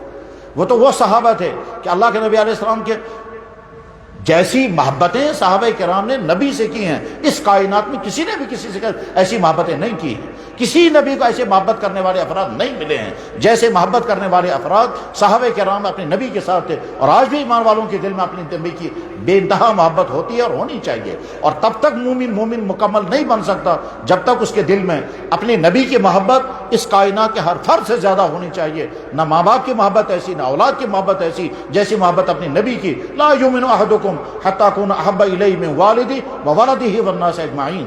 تو اب جب وہ صحابی آگے بڑھ گئے تو صحابہ دیکھ رہے ہیں کہ کیا یہ واقعی بدلہ لے گا۔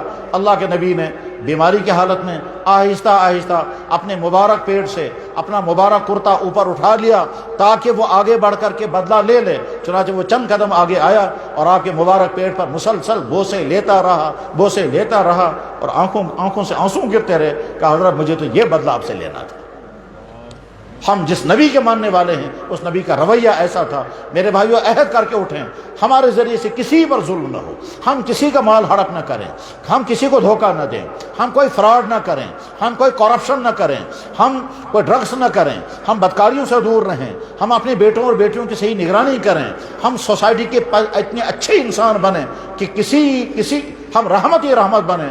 فرمایا جناب رسول اکرم صلی اللہ علیہ وسلم نے، حدیث میں موجود ہے، بخاری کی حدیث ہے، اللہ کے نبی نے فرمایا اب غزر الرجال الی اللہ الالد الخصم، اللہ کو بہت نفرت ہے اس انسان سے، خدا کو بہت نفرت ہے اس انسان سے جو انسان الد الخصم ہوگا۔ الد الخصم کا مطلب ایسا برے بیہیویئر والا انسان، ایسے برے کردار والا انسان، ایسا غلط طرز عمل والا انسان کہ دوسرے سارے انسان کان پکڑتے ہوں اور دور بھاگتے ہوں اور اپنی عزت بچانے کے لیے اس کو ایوائڈ کرتے ہوں، سارے کہتے ہیں بھائی اس سے تو دور رہنا چاہیے، یہ بہت خراب آدمی ہے، یہ بہت برا انسان ہے۔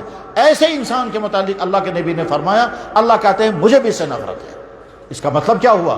اچھا باپ بنو، اچھا بیٹا بنو، اچھا بھائی بنو، اچھا شوہر بنو، اچھا استاد بنو، اچھا ڈاکٹر بنو، اچھا افسر بنو، اچھا کلیگ بنو، اچھے بنو، اچھے ہر جگہ سے اچھے، اتنے اچھے کہ کسی کو ہم سے کوئی، یعنی ہمارا رب بھی ہم سے راضی ہو اور مخلوق میں سے بھی کسی کو تکلیف نہ پہنچے۔ حضرت مولانا اشرف تھانوی رحمہ اللہ تعالیٰ سے کسی نے پوچھا کہ حضرت اگر آپ اسلام کو شارٹس میں بیان کرنا چاہیں تو کیا کہیں گے؟ آپ نے فرمایا میں ایک ہی لفظ میں سارے اسلام کو بتا سکتا ہوں۔ انہوں نے پوچھا وہ کون سا لفظ ہے؟ تو آپ نے فرمایا حق ادا کرنے کا نام اسلام ہے۔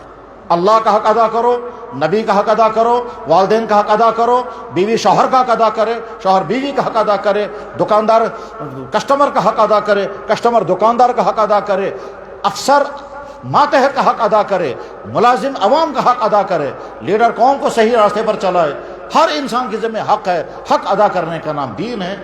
حق ہر کیا ہے، حتیٰ کہ تمہارے گھر میں جانور ہے اس جانور کا بھی حق ادا کرو۔ جوان اپنی جوانی کا حق ادا کرے۔ جوانی کا حق کیا ہے؟ اس کو غلط راستوں سے بچانا ہے۔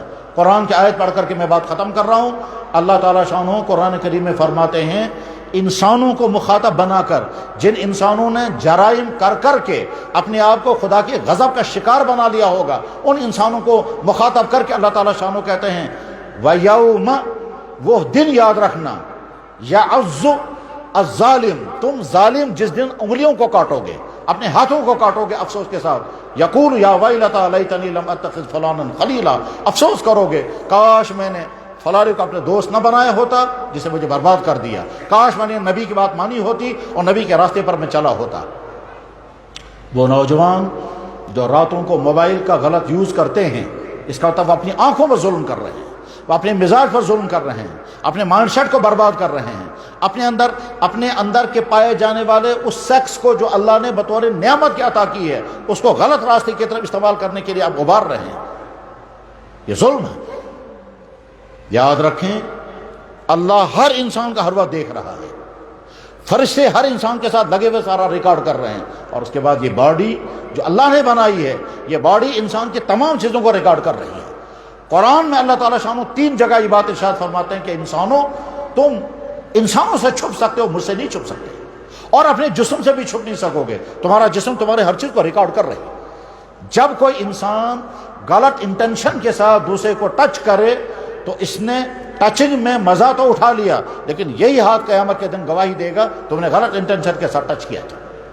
جب کوئی انسان غلط طور پر پیسہ پکڑے، کرپشن کی بنیاد پر، فراڈ کی بنیاد پر، دھوکے کی بنیاد پر، چوری کی بنیاد پر غلط طریقے سے پیسہ پکڑے گا تو ہاتھ پیسہ پکڑ لے گا، لیکن یہی ہاتھ قیامت کے دن گواہی دے گا۔ اگر ہم غلط انٹینشن کے لیے چلے اور غلط راستے کی طرف چلے، چاہے چوری کرنے کے لیے، فراڈ کرنے کے لیے، دھوکہ کرنے کے لیے، کسی نامحرم سے ملنے کے لیے، کسی بھی شراب پینے کے لیے، ڈرگز خریدنے کے لیے، ڈرگز پہنچانے کے لیے جب چلیں گے تو یہی پاؤں قیامت کے دن گواہی دیں گے مجھے اس نے اس راستے پر چلایا تھا۔ اللہ تعالیٰ شانہ فرماتے ہیں یوم تشہد علیہم السنتہم وایدیہم وارجلہم بما کانوا یعملون، وہ دن تم یاد رکھنا جس دن تمہارے پاؤں گواہی دیں گے تم نے اس کو کہاں کہاں چلایا تھا، تمہارے ہاتھ گواہی دیں گے اس ہاتھ سے تم نے کیا کیا پکڑا تھا، بلکہ قرآن میں ایک جگہ یہ بھی فرماتے ہیں اللہ تمہاری کھال گواہی دے گی، اس کھال کو تم نے کس کے ساتھ ٹچ کیا تھا۔ یہ کھال وَيَوْمَ يُحْشَرُ أَعْدَاءُ اللَّهِ إِلَى النَّارِ فَهُمْ يُوزَعُونَ حَتَّى إِذَا مَا جَاءُوا شَهِدَ عَلَيْهِمْ سَمْعُهُمْ وَأَبْصَارُهُمْ وَجُلُودُهُمْ، تمہاری کھالیں گواہی دیں گی۔ جناب والا آپ نے ہینڈ شیک کیا کسی نامحرم کے ساتھ، یہی ہاتھ گواہی دے گا۔ گاڑی میں بیٹھے تھے، دائیں بائیں کسی خاتون کے ساتھ کندھا ٹکرا گیا اور آپ نے دل میں لذت محسوس کی تو یہی کندھا گواہی دے گا۔ ڈاکٹر نے نبض پکڑا کسی فیمیل کا اور دل میں برے خیالات آئے گا تو اس کی انگلیاں گواہی دیں گی۔ ہم نے دفتر میں بیٹھ کر کے غلط سائن کر کے پیسہ کمایا، یہی ہاتھ گواہی دیں گے جس ہاتھ سے آپ نے سائن کیا۔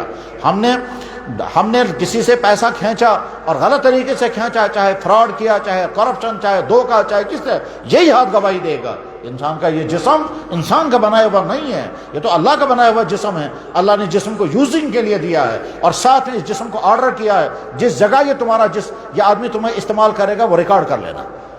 ہمارا جسم ایٹ اے ٹائم 2 کام کرتا ہے، ہمارے پرپوزل کے مطابق یہ استعمال ہوتا ہے اور اللہ کے حکم کے مطابق ریکارڈ کر رہا ہے۔ جیسے آپ کے ہاتھوں میں یہ موبائل ہے، یہ موبائل بیک وقت 2 کام کر سکتا ہے، ایک طرف سے ہماری بات کروائے گا اور دوسری طرف سے ریکارڈنگ بھی ہو رہی ہوتی ہے۔ ٹھیک اسی طرح سے ہمارا ہمارا جسم ہمارے منشے کے مطابق استعمال ہو رہا ہے۔ آپ رات کو اٹھے، لائٹ آف کی، سوئچ آف کر دیا، چٹکنی لگائی، موبائل کھولا، چاروں طرف اندھیرا ہے، اب اس انگلی کو آپ چلا رہے ہیں اور آنکھ استعمال کر رہے ہیں، آپ یہ سمجھتے مجھے دیکھنے والا کوئی نہیں ہے، لیکن یہی انگلی گواہی دے گی آپ کیا سرچ کر رہے تھے، اور یہی آنکھ گواہی دے گی آپ کیا دیکھ رہے تھے۔ تم نے کیا دیکھا، آنکھ دیکھے گی تمہارے پروپوزل کے مطابق، مگر ساتھ میں آنکھ ریکارڈ کر رہی ہے۔ قیامت کے دن یہی آنکھ کہے گی یا اللہ اس نے مجھے فلانی چیز دکھوائی تھی راتوں کو، یہ انگلیاں گواہی دیں گی یا اللہ مجھے اس طرح سے سرچ کرا کر کے اور یہ سرچ کرا کر کے فلانی ویب سائٹ، فیس بک، یوٹیوب چینلیں، گندی سے گندی چینلیں مجھے دکھاتا رہا یہ، اور یہ انگلی استعمال ہوتی رہے گی۔ ہماری یہ باڈی ہماری بعد میں ہے، پہلے اللہ کی ہے۔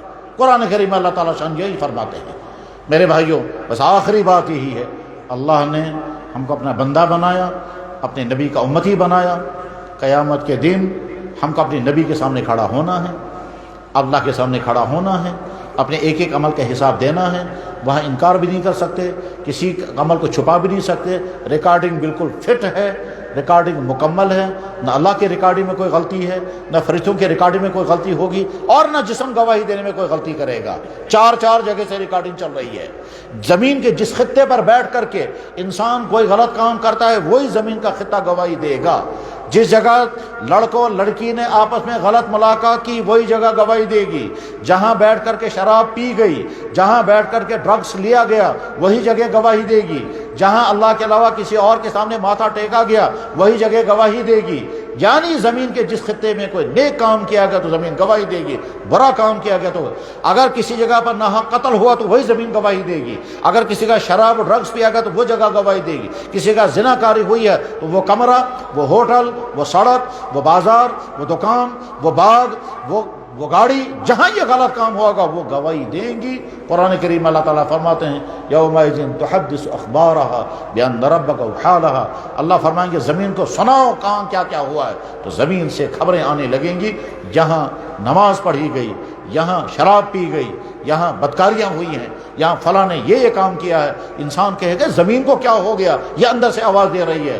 تو چار ریکارڈنگ انسان کے ساتھ چل رہی ہیں، ہم بچ نہیں سکتے۔ اور قیامت کے دن ہمیں اللہ کے نبی کے سامنے کھڑا ہونا ہے۔ اللہ اکبر، اللہ اکبر۔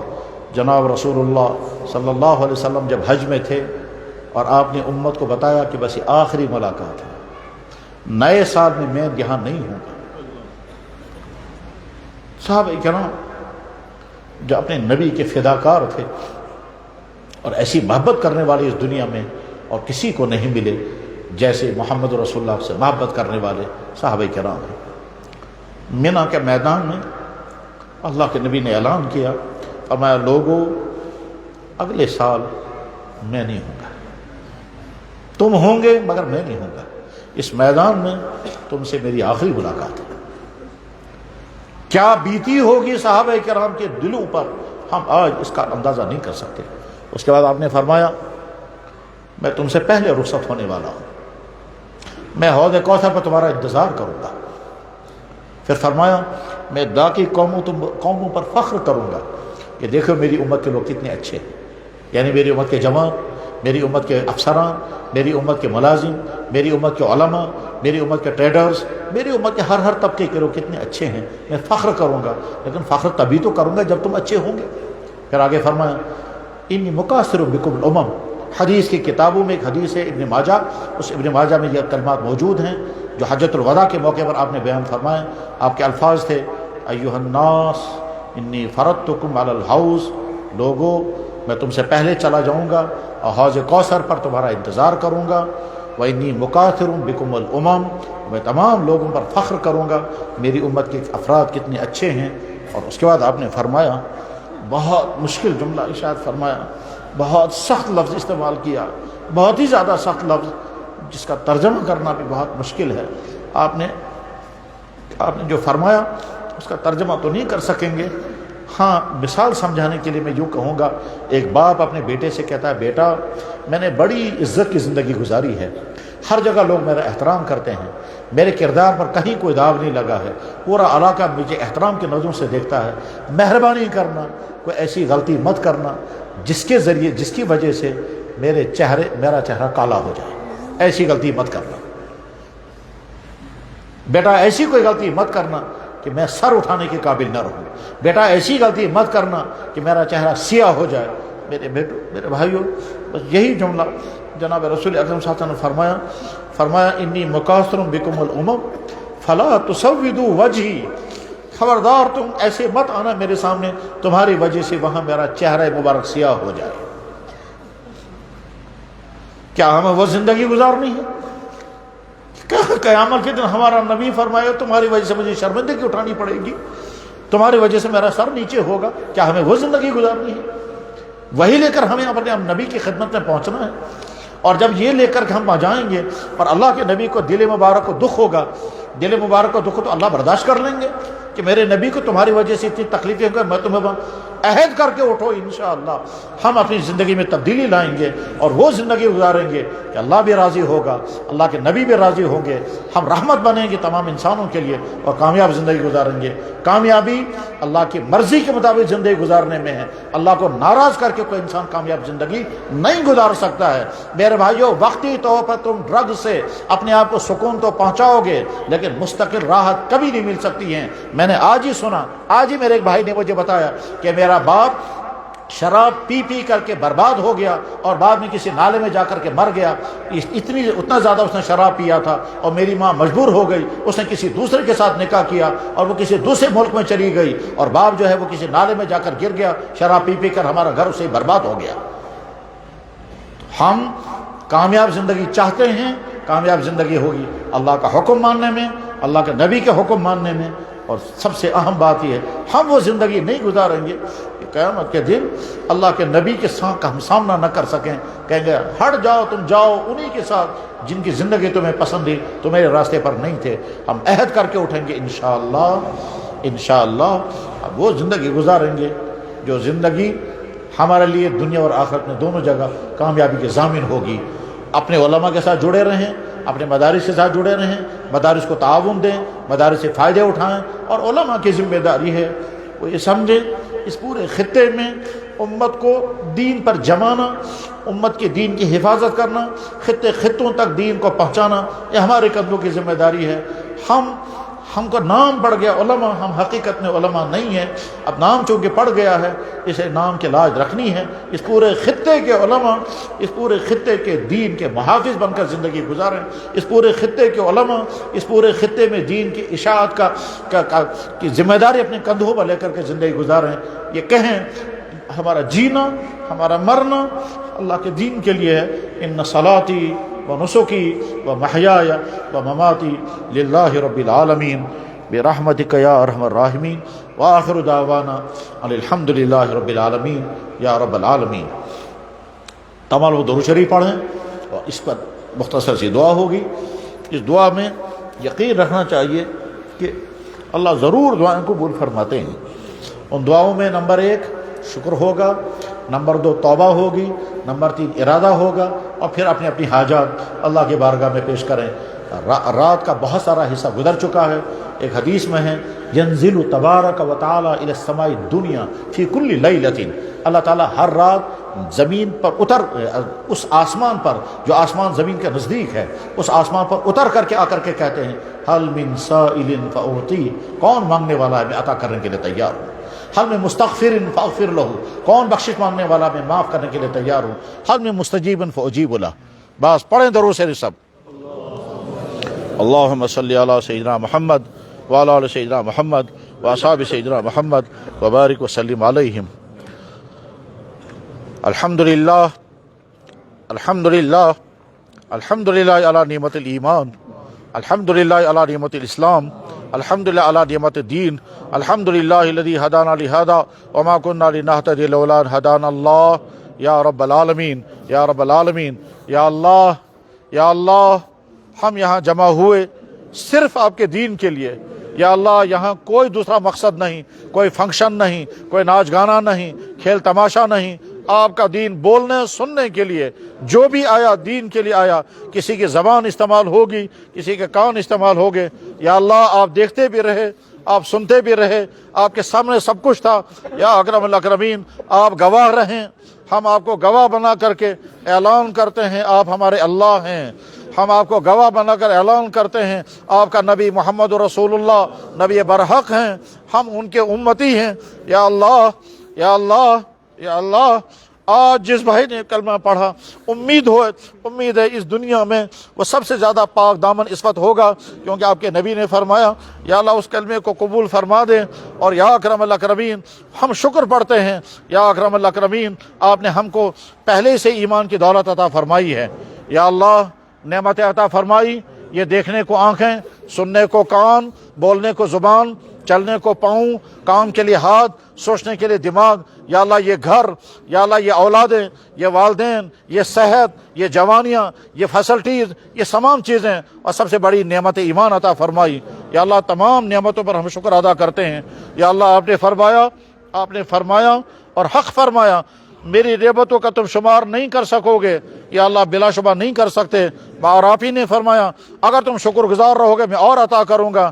یا اللہ ہم سے غفلت اگر کبھی ہوئی ہوگی تو معاف کر دیجئے، ہم آپ کے ایک ایک نعمت کا شکر ادا کرتے ہیں۔ آپ کو طاقت دی، اندھا بنایا ہوتا، بہرا بنایا ہوتا، گونگا بنایا ہوتا، پاگل بنایا ہوتا، ایمان سے محروم رکھا ہوتا، یا اللہ بے گھر رکھا ہوتا، بے روزگار رکھا ہوتا، بے اولاد، یا اللہ کچھ ساری نعمتیں عطا کی۔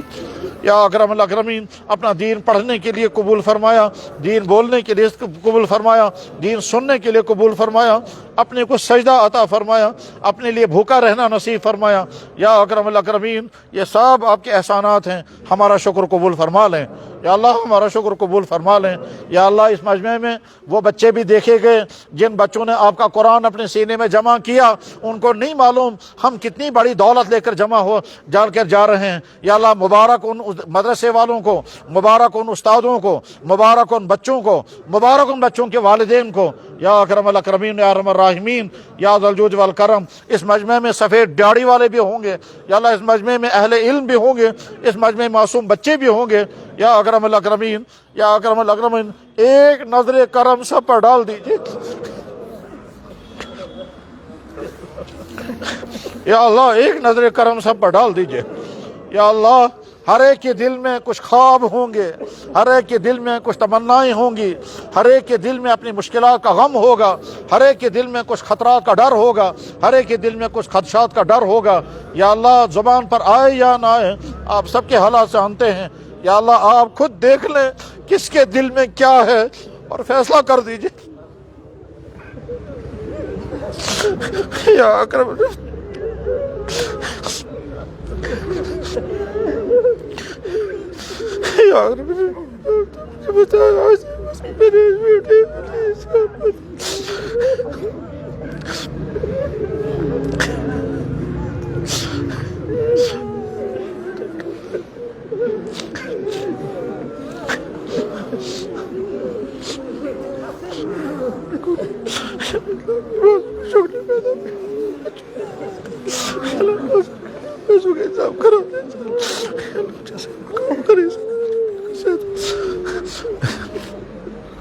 یا اللہ، یا اللہ ہم میں سے جو آدمی جس مشکل میں ہے ان مشکلوں کو دور کرنا آپ کے اختیار میں ہے، ہر ایک کو مشکل سے نکال دے یا اللہ۔ جس کو جو مصیبت ہے اس مصیبت سے نکالنا آپ کی قدرت میں ہے، اس کو اس مصیبت سے نکال دے یا اللہ۔ جن کی جو حاجتیں ہیں حاجتوں کو پورا کرنا آپ کے ہاتھ میں ہے، ہر ایک کی حاجتیں پوری کر دیجیے یا اللہ۔ جن کے جو خواب ہیں وہ خواب کی تعبیر اور خواب کو پورا کرنا آپ کے ہاتھ میں ہے یا اللہ، ہر ایک کو اس خواب کی تعبیر عطا فرما دے یا اللہ۔ یا اللہ حق کی حفاظت، اہل حق کی حفاظت، مدارس حق کی حفاظت یا اکرم الاکرمین یا ارحم الراحمین۔ ہم کو، ہمارے بچوں کو، ہمارے دوستوں کو، ہمارے استادوں کو، ہمارے شاگردوں کو، ہمارے بھائیوں کو یا اکرم الاکرمین بگڑنے سے، پھسلنے سے نہیں یا اللہ۔ ایک ایک مسلمان کو بگڑنے سے، پھسلنے سے، خراب ہونے سے، برباد ہونے سے، غلط راستوں پر چلنے سے، غلط چیزیں استعمال کرنے سے، ظلم کرنے سے، برباد ہونے سے ان کی حفاظت فرما دیں یا اللہ۔ تمام انسانوں کے لیے ہدایت کا راستہ کھول دے، تمام انسانوں کے لیے ہدایت کا راستہ کھول دے یا اکرم الاکرمین یا ارحم الراحمین۔ جن کے مقدر میں ہدایت نہیں ہے ان کے شر سے انسانوں کو اور ایمان کو اور اہل اسلام کو محفوظ فرما یا اکرم الاکرمین یا ارحم الراحمین یا اللہ۔ ہمیں وہ زندگی عطا فرما کہ قیامت کے دن آپ کے نبی ہم کو گلے سے لگا لے یا اللہ۔ اس زندگی سے توبہ کرنے کی توفیق عطا فرما جس زندگی کے نتیجے میں آپ کے نبی ہم سے آنکھیں پھیر لیں، جس زندگی کے نتیجے میں آپ کے نبی ہم سے فرمائیں دور ہو جاؤ، دفع ہو جاؤ، تو میرے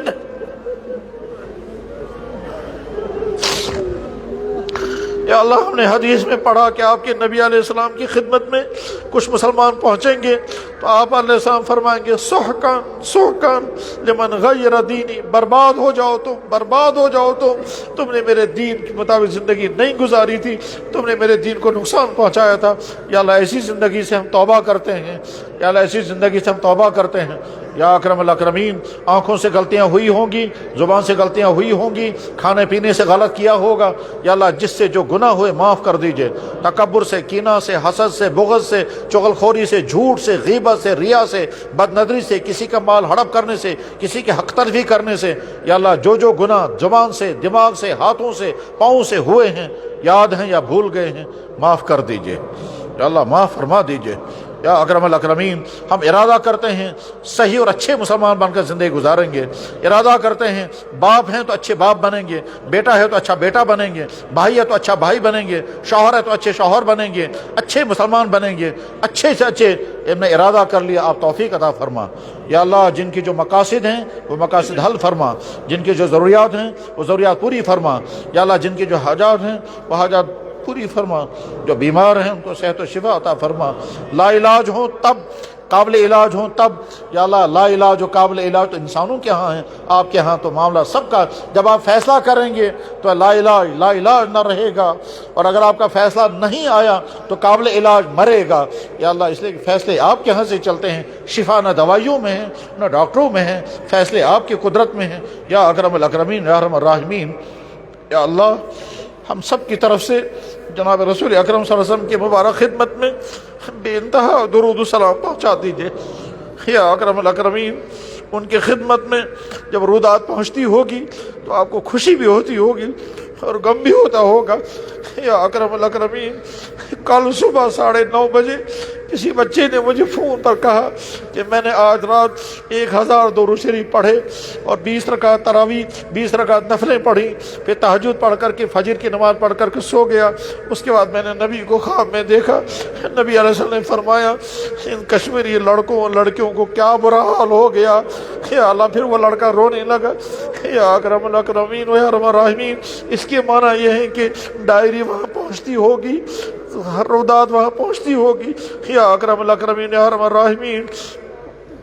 یہاں کے انسانوں کو وہ زندگی عطا فرما جس کے نتیجے میں آپ کے نبی کے روح مبارک کو جو دکھ پہنچتا ہے وہ دکھ نہ پہنچے یا ذل جود والکرم یا ذل فضل والعطا۔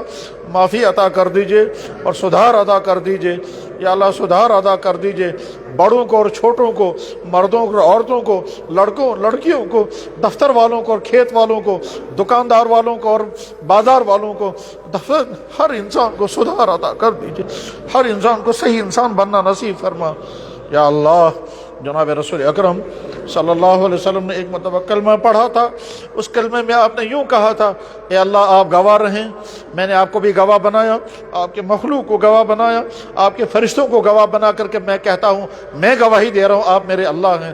پھر آپ کے نبی نے فرمایا اے اللہ آپ بھی گواہ رہیں، آپ کے فرشتے بھی گواہ رہیں، ساری مخلوق گواہ رہے، میں گواہی دیتا ہوں میں محمد رسول اللہ ہوں۔ پھر آپ کے نبی نے فرمایا اے اللہ میری یہ گواہی میرے اس امتی کے نام اعمال میں لکھ دیجئے جس نے اب تک ایسی گواہی نہیں دی ہوگی یا اللہ، وہ گواہی ہمارے نام اعمال میں لکھ دیجئے۔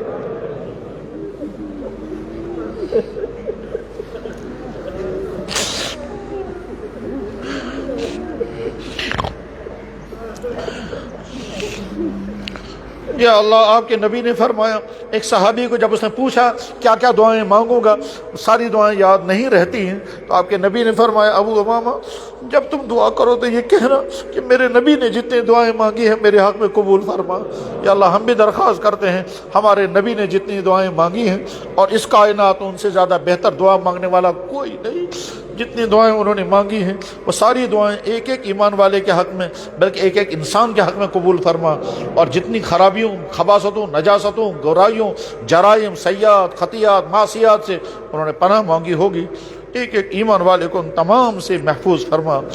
سبحان ربک رب العزت عما یصفون، سلام علی المرسلین، الحمدللہ۔